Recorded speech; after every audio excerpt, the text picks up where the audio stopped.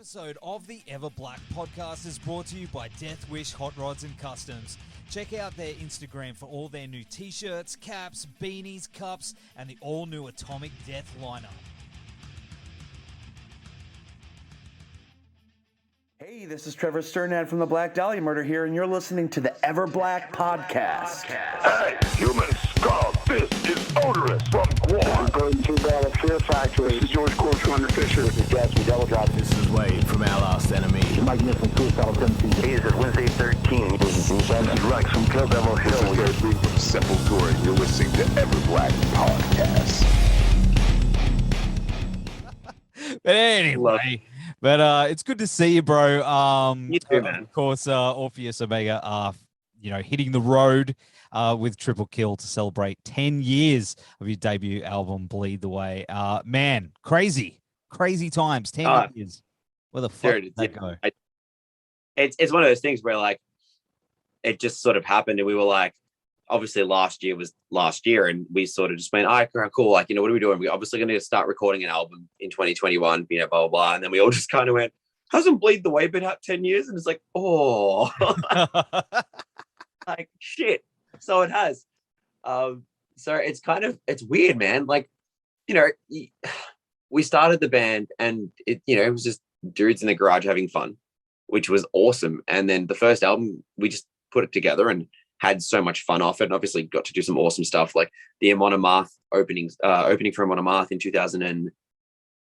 Well, no, it was earlier than that. We did the opening spot off the EP, and then we did the album, and then got the main tour support, and obviously got to go interstate for some other like festivals and stuff, Ye Gods in Brisbane and the rest of it. And just a lot came from the first album, and I think it's all kind of just been a bit of a snowball since then. And then not in any bad, but we just kind of forgot about the first album, because it's like we're 4 deep and we're working on this 5th one. So now getting here and being like, oh, it's been a decade like since that album, like not even since the band started. It's been 13 years since that happened, but like 10 years since that first official thing exists. So it's been really fun, but also really weird, just kind of having that hindsight of just being like, we made it to 10 years of an album being out and we're still together, which honestly is just surprising in so many respects.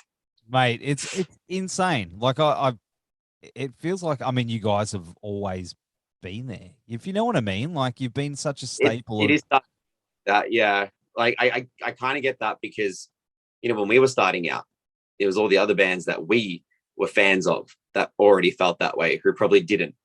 And now we're like in that sort of thing where, in a weird spot in this generation of, I guess, the metal scene, we're really the old guard, like in a weird way, which kind of sucks, but also is like, make work harder, which is good. But it does kind of feel like that. Like, we come from that era of like, if you're coming into the scene, we must feel like one of those forever bands that's just like, are they still going? Like, it must feel that way. If you no. I didn't mean it like that. What I meant was, it's sort of like, I do. Yeah. No, but I mean, like, it's it's 10 years is a long time for a band. Usually that's, and you've paved the way for so many others as well. How's it been preparing for the tour? I mean, you realized it, but then you were like, okay, so let's get these. Are the ones you're digging out from the vault? Yeah. Honestly, there's only like probably 2 songs on the album we're not playing. It's because we've already played them before, like so many times. And then the rest of the songs from Bleed the Way that we're playing are songs we just haven't played in years. Like, for all it's worth, I honestly think we haven't played that in maybe 8 years, maybe longer. Yeah. That was a fun one to bring back, because like it just took us so long to get it back together, because it's just one of those songs that like is kind of weirdly structured, and we just felt awkward to play again. Now that we've got it all together, it's like, oh yeah, that was a good song. Like, yeah, that was kind of cool. So it's been interesting, especially there's been 2 parts of it. I think one, it's been really, really fun. Like, we've just had a blast getting back into it, and being in a band room again together, and playing the old stuff has been a little bit like oh yeah, remember this thing, and I remember that, and when we were recording this, it's been kind of fun going down memory lane. And then obviously the other side of it is like trying to organize a tour during all of this. We'll see if Sydney happens at this point. It's one of those things where we're like hopeful, but who the hell even knows. So preparing for a tour with that in mind has definitely been a challenge, but we've just been having heaps of fun. We obviously announced recently that Joao is leaving the band. So that is one thing that was kind of, I guess it was definitely hard, but like there was no malice in any of it. Like it was actually like really good reasons for him leaving. He has a career in social work that he's dedicated himself to, and his passion is definitely there now and not necessarily playing live, but he's been with us every step of the way since, you know, literally in the inception of the band up until even still working on this new album that we're doing, which he's, you know, kind of putting the feather in his cap with that.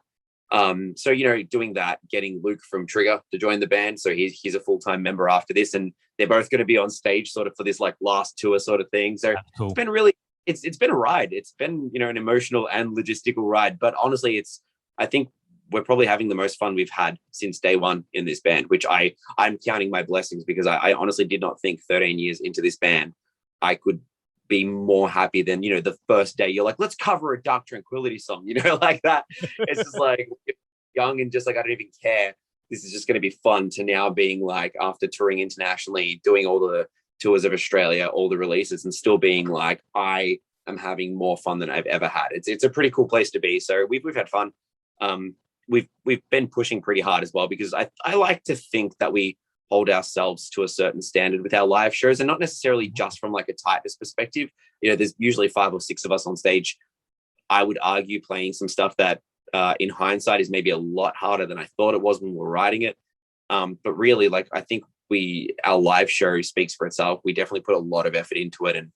And before Download got cancelled and all that, we took that extra step further with our light show, being everything's automated now. All of our patch changes on our gear, like the show is basically like the show now. We've always been, I feel, entertainers with our live show. At least that's, you know, the feedback we've got, and that's how we feel on stage. Maybe in that like kill switch engage kind of vibe, you know, like serious. We take our music seriously, but we don't take ourselves seriously. We want to have thing, maybe like Parkway Drive a little bit in that regard too. I always felt like we've been that kind of band, but now we're really sort of trying to go to that next level of like turning the gig into a show, if that makes sense. And we're really keen to do it. We're keen to sort of take that first step, almost like the first part of that is almost, you know, taking it all the way back to the start and then going, you know, it's like the real crossover point in the band at the moment. And yeah, I'm pumped. I'm more excited than I've ever been. So yeah, it's been good. How was that sort of logistics wise with all the gear changes now, you know, with the updating of the lighting and everything? I guess, you know, to make it easy. We have the system in place now. Like the first time we did it may have been a bit after the Psychroptic tour we did, a little while after that, because we were in the process of starting it, and then we saw how the Psycho dudes were doing it, and it kind of worked for them. We kind of like took a hacky version of theirs and then sort of incorporated some other stuff from some other bands we toured with, and just, you know, took the bits that we were like, this can work physically for what we're doing. So we're basically running our shows off Ableton Live, which basically means we can song by song make our sets, have all the lighting controlled, all the changes for all the gear at once, and it's all run through a MacBook. And, you know, we've got a backup one obviously with us at all times and all that.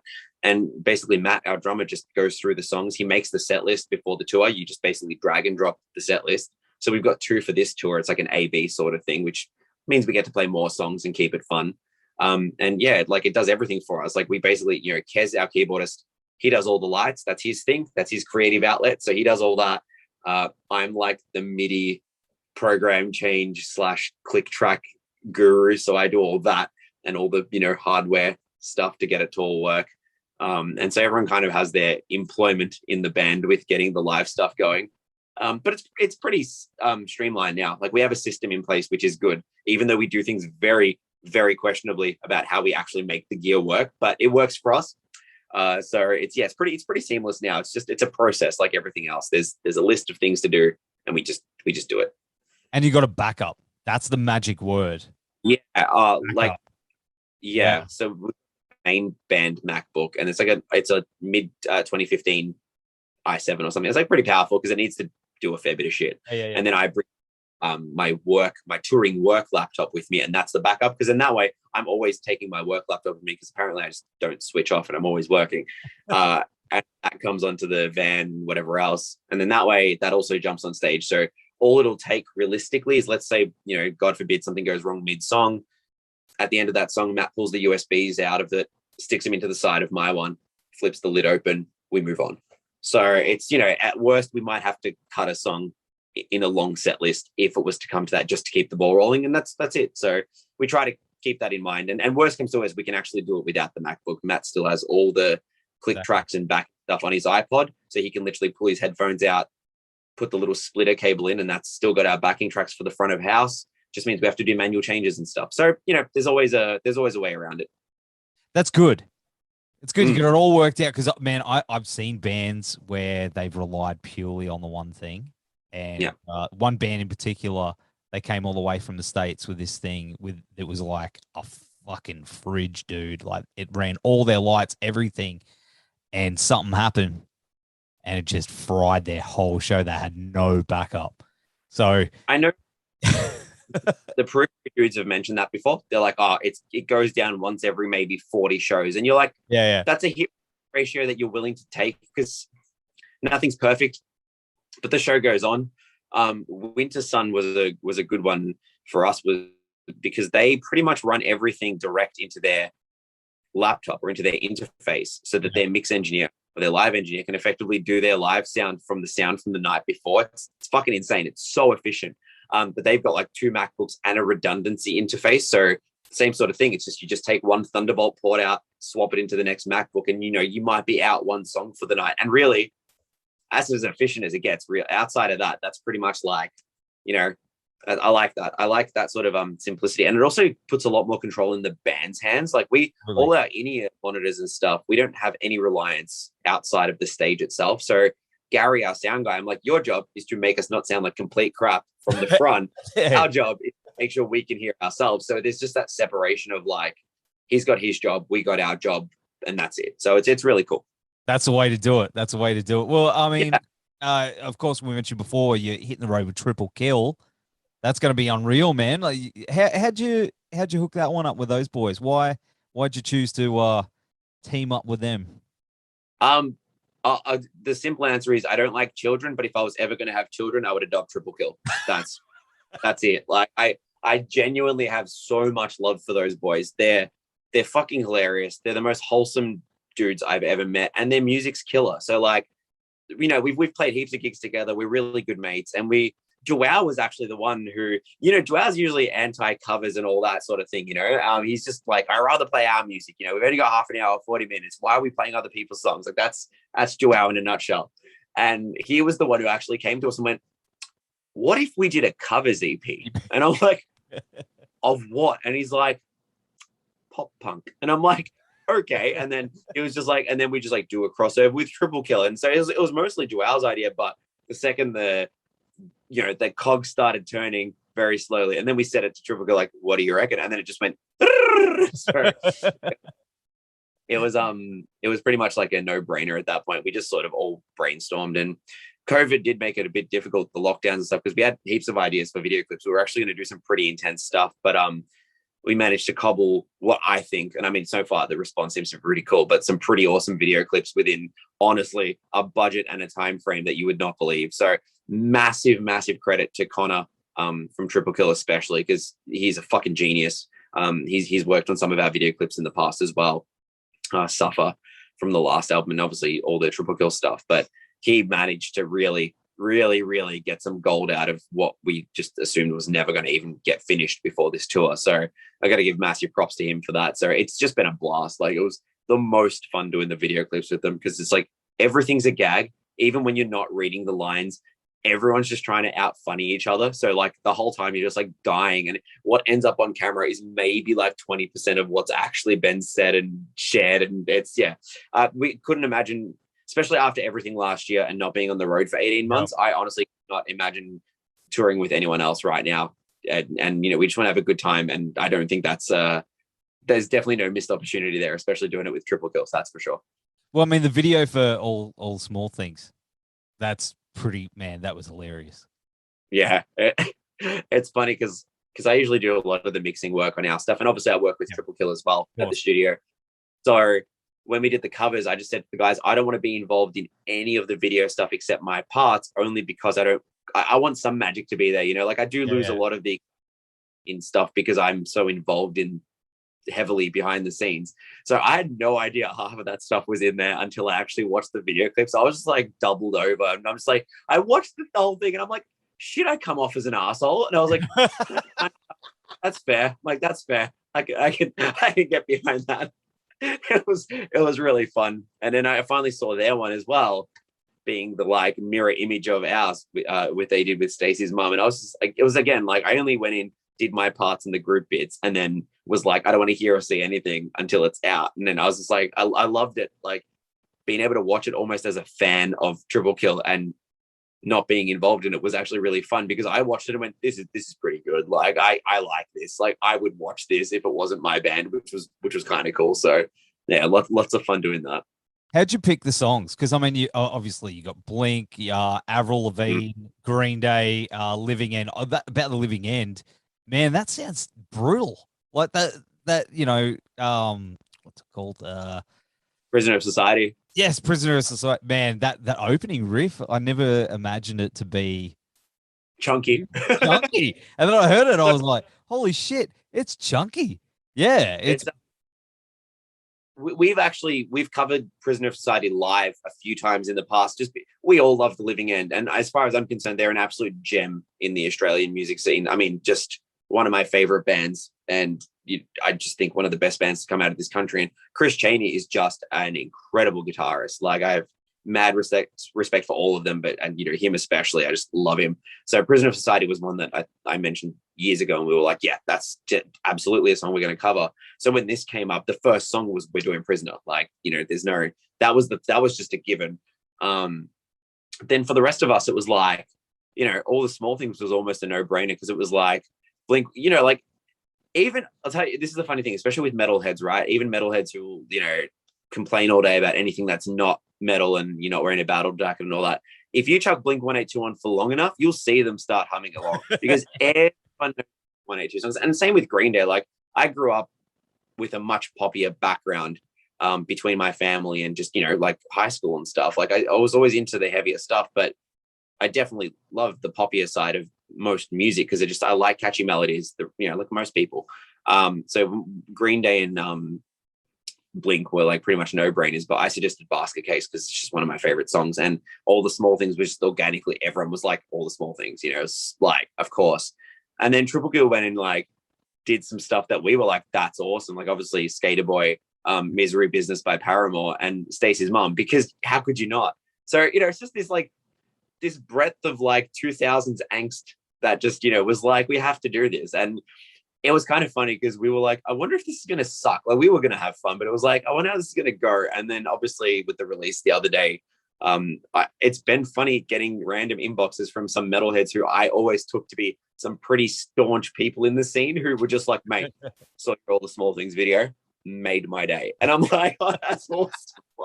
I was not expecting that. I was expecting a little bit of like a why, but it was really cool just seeing the response so far. I think people maybe need a little bit of fun at the moment, and nothing wrong with like putting out some serious releases, but I think right now I know how we feel about it, and we're like, before we get to a next full release, we just want to have some fun. It's just need to blow some steam off, man. It has been a shit 18 months for the world, so I thought, I think we got it out at the right time. Absolutely. Unintentionally. No, absolutely. And the cover is amazing too.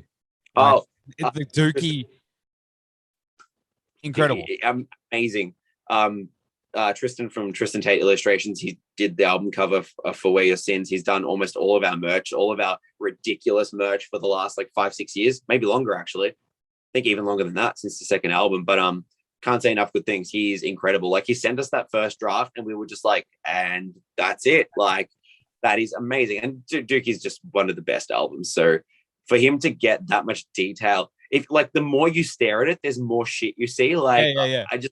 I keep looking at him like, I didn't notice that. And just, his attention to detail and context is ridiculous. And it's really funny because we've had a few people comment on the video and stuff, or like when we put the cover up, just being like, oh, that really reminds me of the Dookie cover. Yeah. Complete. So yeah, again, things that I didn't know about until it pretty much got finished, and I was like, that's sick. Like it was fun, so much fun. So it's just been awesome being a part of something that's like got no I dare say no stakes in it, but like really, like as long as people have fun, then that is really the reward from it. So yeah. Shirts, Moich. Merchandising? Yeah. I haven't thought about it yet because we kind of really did with everything going on time wise with the lockdowns and trying to get the Bleed the Way tour going. Yes. We just wanted to get it out and have fun. And because in the last lockdown that we had in Victoria, we were meant to do the video clip, we were meant to do our photo shoots, and there was literally and Anth, one of Triple Kill's guitarists, went to one of he was at like one of the tier 2 places, so he wasn't even allowed around anyone anyway, even though he didn't, tested, had no issues. But because of that, we just had to like extend everything so far out that we were finishing filming not a week ago for the video clips. So just to give you some perspective and how, again, massive credit to Connor, it's just been such a whirlwind that we just haven't even had the time. And now we've had obviously people be like, we obviously can't make it to all the shows. Some people are, in other states that we can't go to. So we are kind of at the moment like maybe we need to get more stuff printed and maybe we do need to do some merch because, again, people want it. Apparently, people seem to want more content from it and whatnot. So I think maybe we'll have to get around to doing it just because we just didn't have the capacity to think that far ahead with it. But maybe now that the tour is all rolling around, if it seems like that interest is still there, then we probably will do some stuff just because why not? Again, if people want it and it's fun, like people I'd love buy to those shirts. Man. Yeah, absolutely. I would. Yeah. Absolutely. It's a joint one, you know what I mean? Like it's both bands. And it'd be nice to do it as like a white t-shirt or something too, because like everything's so dark, but the Dookie, that cover, dark look to it. It's like, it actually would be cool to just have like a really like normie looking shirt, but you've got this like ridiculous takeoff of Dookie on it. Like I'd be all about it. Money down. Hey, that reminds me. Funny thing, my very first band shirt I ever bought with my own money was the basket case shirt. Remember the Green Day basket case shirt with the white one? And it had like the headphones and on the that was my first ever band shirt. That's sick. That's a good first band shirt to have. I destroyed it. I wore it to death. It was white. Yeah. Oh yeah. No, they don't. It just doesn't last. I mean, it looks good, but one foolish mistake with food, and it's man, it's done its course. I've got a Flesh God Apocalypse shirt. It's a white one with the black and white, really like intricate detail on it, which I love. And one accident later, and she lives in the cupboard now. So see, white band shirts, man. Like I've got one shirt. It's not a band shirt. It's a RoboCop shirt that I love very, very much. And nice. I want to wear it, but I know it'll be me versus Spaghetti, and the Spaghetti will win. And that's every time. The silent killer, Spaghetti. That's it, man. That's it. Yeah. No, you can't try. Or the Big Mac sauce. Or the the burger sauce will always. Yeah. And the thing is, like, all those methods where it's like, oh, if you get it to a washing machine quickly enough or this and that, it's like, that's not happening. I'm like halfway to a gig. I've probably just, I've eaten Macca's. Like I'm not, it's done. We've come to terms with it. It's over. Like it dance. It's fine. So yeah, that's it. That's why. But I would buy one of those shirts and wear it proudly. It might be cool. I'll have to again, like you've mentioned it, but I haven't thought about it that much past that point. So I might actually chat to the dudes and be like, maybe we should get that going. 100%. 100%. Well, of course, new album. You mentioned that before. How is it in the can? It's ready to go. Not quite. I guess we've been kind of sleeping on any info about it because so there's so much stuff going on that isn't set up, and then more things that we have booked and whatnot that we're still in the process of putting together. But it is written. We've recorded most of it, and that's where it's at. Like we'll probably share more stuff as we go. It's just between finishing that recording, doing this tour, and the rest of it, it's probably a while away. I think I think realistically, I don't see it being a 2020 release just because we do want to shop it properly. We've already got people that we want to get it to, and like they're not in a hurry. We're not in a hurry. We've got other things we want to be doing. We really want to solidify this new lineup. We really want to get Luke more into the fold as well. So it's like, for the first time ever, we haven't felt rushed about it. It's like, we think it's the best work we've done. I can absolutely safely say that, which is great because I've now had to hear it so many times. And usually at this point, I'm like, can't wait to be done with it. Just, to play it live, but I don't want to hear it. Whereas like, we've all put so much into it. individually that I am always finding something new that I'm enjoying, or like hearing something Kez has done on keys that I didn't realize, or there'll be a little bass run that I'm like, oh yeah, shit, that's there. Like, you know, all this cool stuff. And for me, I can confidently say, and I definitely know the rest of the band feel the same, but it's like, it's definitely our best release. Whether or not people feel that way when it's out, I can't speak to it, but I know for us, we can listen to this and just be like, that is just a massive leap forward. And Where Your Sins was kind of like in that direction of where we were like, you know, maybe wearing a bit more of our old influences personally on our sleeves instead of like the full mellow death thing. And this just sounds like there's little snippets obviously always with like who we love as bands, but it definitely sounds like, I'm like, that's just an Orpheus riff. Like every time I listen to these songs, I'm like, oh, it's just awesome to hear. And like, that's something we would do instead of that's just something another band would do.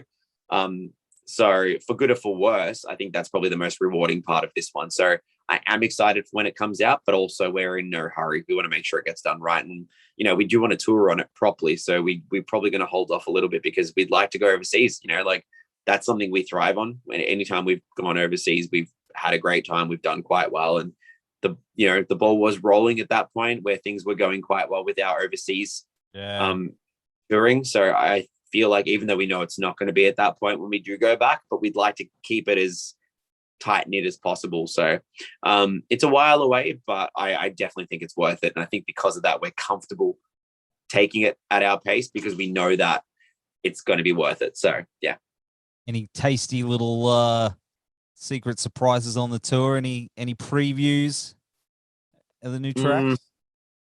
Not on this one. I can say that up front just because we've spent so much time working on like relearning some of the Bleed the Way stuff. And there's some doozies in some of those songs. Like most of them are pretty straightforward, at least straight instrumentally, but there's a lot of little things that we were like, oh yeah, that happens. That's a bit. And then, you know, we are going to be playing some of the covers live as well. You know, trying to dust off the cobwebs on some of the more recent stuff as well and getting Luke integrated as well. So I think if anything, this tour at the moment is like, if you've ever been a fan of us in the past and sort of jumped off the train, or if you're someone who definitely got into the band later on, it's like the most perfect blend of the two. And I think we've tailored the sets a certain way where, like I said, we were doing like an A-B set. So I think 5 songs are different per set out of the 10. Like for us, that's really fun. And also for anyone who's coming to see us on multiple shows and stuff, it's going to be a bit of a gift when you hear some stuff that like that wasn't getting played last night. And like, I got to hear this. So I'm excited because it's a really good mix of songs. And every time I look through the set or we go to the next song, I'm like, oh yeah, that one's next. Oh yeah, that one's next. And it's fun for us too, to be a bit surprised almost by what we're doing as well. So I think we're just concentrating on that right now. And we've been jamming some of the new stuff, but again, having Luke in, it's like the priority was get the Bleed the Way stuff done, get the main songs down that we play live, and then we'll work on that new stuff. So, you know, maybe the next tour that comes along, which I definitely will come up before the album's out, I think we might do a little bit more of a showcase of some of the new stuff, and then maybe also bring back some of our favorite songs across some of the last couple of albums. Yep.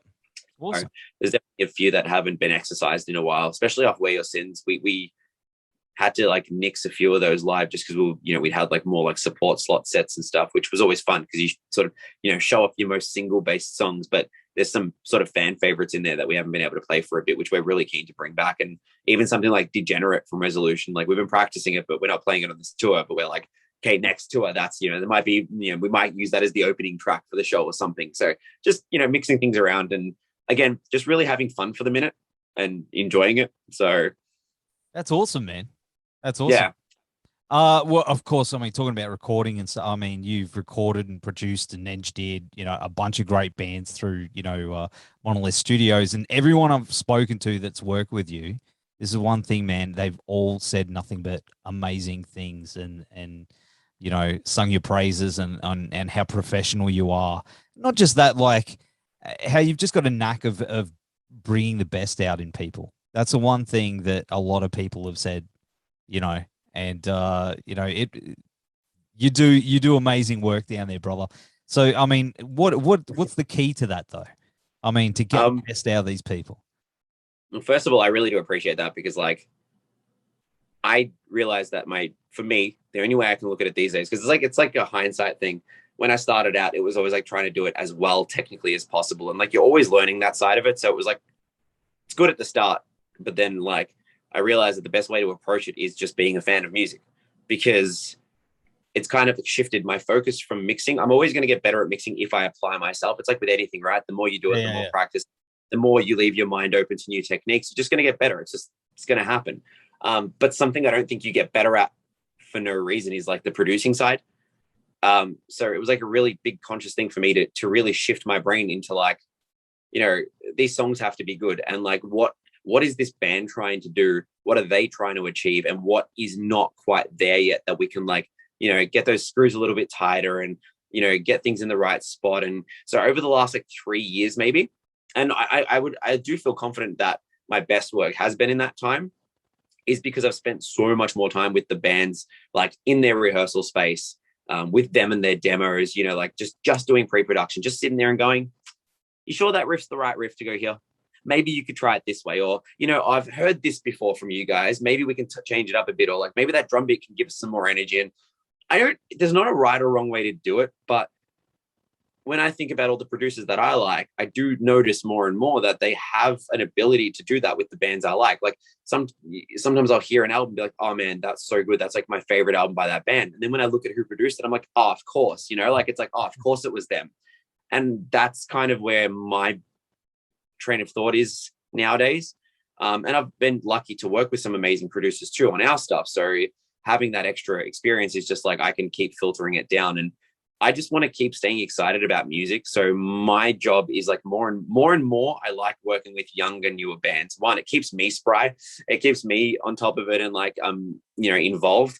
And it just means that like this next generation of musicians that are like, you know, the new guys, hopefully I can impart some stuff that I apply now to my stuff, but I wish I could have done that when it was our first album or EP or whatever. So, obviously I put my best work into everything and every band I work with, but like I'm lucky enough that the majority of the bands I work with, I'm genuinely passionate about. So when something doesn't go right or a release doesn't come out or the band doesn't do that well for one reason or another, I do genuinely feel emotionally upset about it because I'm just like so invested in the bands I work with. And I think that might be that, like, it's just, I do feel genuinely invested in the bands I work with. It's not like, stupid as it sounds, like, yeah, I make a living off this and like definitely need to get paid so I can eat and live. That's the last thing on my mind. Like, it's like, oh yeah, we get to the end of the project, oh yeah, right, you guys need to pay me now. Money down. Yeah, it's like, that's a thing. But I don't care. It's like my entire thing is like, by the end of the tracking process, or like, you know, when like that first demo just is there, so hear it back and make sure we haven't missed anything. If I see the band smiling and they have those little moments of like, oh yeah, we did that, or that was cool, then it's like job done. No, the mixing side is just almost like an auxiliary thing to it. So my thing's always that I want people to walk out of the studio before I, you know, lock myself away, turn the lights off and have the lava lamp on and start mixing. I want them to be already like, this is awesome. Our music's awesome. You know, you have to, because if you walk away being like, oh, it's okay, the mix should make it better. It's like, nah, it doesn't like that. But here's the thing, you're a very personable dude. And that's one thing a lot of people have said about you, because, I mean, you can record with people, you know, and I'm sure you've been in rooms with people where you'll do a take and they'll go, you just do it again. Okay. Just do it again. Instead of, yeah. What am I? What do you hear? You know, and it's just, they're robotic or they're grumpy and they don't want to be there. You're just paying the bills. You know what I mean? But a lot of people have said about you, where you are, I mean, you're a muso yourself, but you're a very personable dude, where I think that also works in your favor too, but to get the best out of people because you're passionate about it, you know? You made a good point though. It's like, and that exact thing, because it's happened to me before, and it's not, you know, anything untoward about any of the people. It's like everyone has their own way of doing things, but in this day and age, I see my job as, I'm not an engineer, I'm a producer. The engineering comes with the job. Yep. So I see myself as someone who has to coach the band. You know, like sometimes straight up, there might be times where someone's written something and they just can't play it, like at least not to the degree where I know for it to be as impactful as possible. And I'll be like, can someone else in the band play it tighter? Can I attempt to help you with it? Can you get it better within the time frame that we have? So my job is to get the best out of everyone and also get the best out of the recording. Sometimes that means the person who wrote it isn't the person who plays it. I've had record guitar solos. I've had drummers record backing vocals. I've had vocalists play drum beats. Like, it honestly doesn't matter. At the end of the day, we've got to get the best out of everyone involved. And so that means if I go, oh, do it again. If I just say do it again, everyone knows who's worked with me, or they work out very quickly. If I just say do it again, it just means you fucked something up. Like, it's no big deal. Good enough, do it again. If I have to say it more than twice, that's when I'll go, so you're kicking your snare of flamming. And it's like, I've got to let you know what it is so you can fix it. And That's right. That's right. My favorite thing is when I see a band live after I've worked with them and they're just that much tighter. And then they'll go, oh, picked up on that thing you were saying. And I'm like, yes, because it's like, I love when people do that with me. Like, even like with vocals, even my own band, they're quite talented people. So they'll pick on something and I'll go, didn't even notice that. Didn't even know I was doing it. And it's just habits. So my job is to just get the best habits out of people. And, I work with a lot of people who've already got that down pat, like the Malice's Wake dudes, those guys are fucking incredible. But then even when I'm in the studio with Mark, who's easily one of the best drummers, in the country, he's just insanely good. There is still times and it's just like, hey man, maybe try this, or maybe it's this thing, or notice you're doing this kick part, but you're falling behind when you go to your ride or something, and then they go, oh shit, yeah, right. And then they just nail it, because you just need to be made aware of what it is to be able to fix it. So nothing worse than just being told, do it again, or yeah, that was all right. That's the worst. I can't. That's worse than do it again, because that's all right is you're not happy. You're not telling me why you're not happy, and you're just going to go with it anyway. That's it, isn't it? Yeah. So do you want to? And you're like, no. Let's rewind that one. Yeah. Trying to stay there. Yeah, I know, man. But hey, you're good at your job, brother. That's what I'm trying to say. A lot of people have a lot of respect for you. No, thank you very much. I appreciate that a lot. I really do. Like, I love what I do, and it's because I still love music as much as I love it. So, yeah. That's why I don't have a beer. I've got a cup of Judas Priest, but I'll raise it to you here, my man. But Come on. Yeah. But of course, the tour, it's looks incredible, but sadly, obviously, understandably, you won't be coming up here with this one to Brisbane. Is that right? Or is there plans to? We do have plans, and I at the very least, I can say we have plans. Whether or not it works out at this point is anyone's question with how things are going. But we have plans, hoping that things can get locked in, announced in the not too distant future too. So, Brisbane, was the first place we ever played outside of Melbourne, and that 2012 for Year Gods of Metal, which David G puts together and still does, if I'm not mistaken. And that was the first time we came up, which was literally a month before the Amon Amarth tour. So our first taste of interstate touring was coming up for that festival, and had the best time ever. So we love coming up to Brisbane, and we have literally so much family over there that it's been really hard not seeing people, if I'm being honest. Last year was really rough because we are so used to, we don't tour heaps, but we go around the country at least a couple of times a year. Yeah. And we're used to that, and seeing our friends and staying with people who are like literally family to us. And yeah, it's been really weird having this gap of not seeing people who aren't in our state, but people we consider family, and just being like, oh, this is weird. Like we for at least a couple of weekends per year, we're up hanging out, or they're down, hanging out and whatever. So I'm just really looking forward to that, to be honest. I'm just looking forward to seeing people that I miss heaps. So yeah, I'm really looking forward to that. And Brisbane is one of them. So hopefully sometime soon we'll have something to announce about that. Do you know what's on this side of Brisbane and this side of Brisbane? Sunny Coast, Gold Coast. Should come down, play some Vinnies or Mo's. Well, I'm on the northern end of the Gold Coast. You're right. Yeah. So I'm just pointing randomly because I don't know why. This is either side. I'm very tired. Anyway, but yeah. So Gold Coast is one of them. We're here, but yeah, man. Goldie, Sunny Coast have got a new bar as well. 11 bar. Shout out to those guys. A long while ago, actually, we wanted to try to organize a few shows up that way, like that, instead of just doing it in Brisbane. Because we usually come up and do like an overage and an all ages, just and like the all ages are just great to have the younger people at. It's awesome. But we wanted to do Gold Coast and stuff a while back, and it just wasn't really feasible. I think it was like Shark Bar or something at the time. Oh, that's 100 years ago. Yeah, well, dude, I'm 100 years old, so like, yeah, definitely. But I think if there's more options now, it would be really cool to just come up for a weekend of shows. And like, again, we just always have the best time in Brisbane. Like, feels like home, really. So yeah, hopefully we'll have that together soon, and that, you know, should be this year. We should, fingers crossed, we will be up at some point this year. We want to try to pretty much get to as much of Australia as we can this year. I honestly think the only one that's going to be hard is Perth, and Perth's hard at the best of times. Yeah, just, you know, money wise, it's just so hard to not lose money just from the flights alone. Like, you look at it, like nearly $600 a person, and there's 6 of us and a sound guy, so it's like, it's pretty rough. But we love going. Again, same thing. So if we can make it happen, we'd love to. So we can try to do as much of Australia as possible. So yeah, South Australia, Queensland, and a few other places that we're missing on this tour, where we're going to make sure we make it happen. So absolutely, man, keen, very keen. But in the meantime, dude, I mean, you've got a lot going on. The tour's gonna, what was it, kick off on? I had the date here. July 16th. July 16th. That's right. Yeah, that's right, man. Starting with the hometown show, it's going to be weird. We usually finish with the hometown show, so it's like, okay, cool, all right, straight out the gate, just like deep end.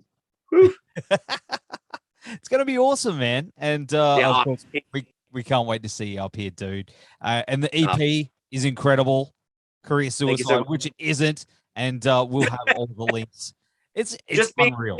Just be prepared with that title, you know, just covering all bases, just in case. We say we called it. It's fine. But you know, it's what you said before. There's always those like real brutal metal dudes who'll always come out and be like, especially when they've got a few in them, you know, and they'll be like singing along. The amount of times I've had, like, you know, the metalhead DJ mates who are clever enough to throw in the odd pop punk song just to fuck with the crowd. And then, yeah, same thing. You'll do to be at like the Bendigo Hotel, and fucking it'll be Hellbent for Leather or something will be on, and then the next minute it's like literally Blink 182, and then like Avril Lavigne, and everyone's just singing along to Skater Boy, and you're just like, it's right. You've had enough for that one, haven't you? So it's good. You want to get a camera out for that. You know what I mean? So you can show them when they're sober and they're like, it's not me, eh? But no, wasn't who forced me. Someone does. No. It's the booze. Blackmail. Brother, thank you so much for hanging on the show. And, mate, we can't wait to see you up here. In the meantime, stay safe down there. Keep up the excellent work.